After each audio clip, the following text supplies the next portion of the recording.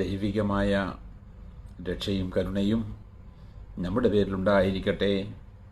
വിശുദ്ധ ഖുർആൻ സൂറത്ത് യാസീൻ അധ്യായം 36 വചനം 20-21. ബിസ്മില്ലാഹിർ റഹ്മാനിർ റഹീം.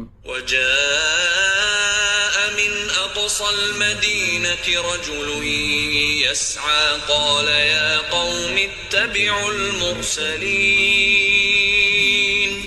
اتبعوا من لا يسألكم أجرا وهم مهتدون.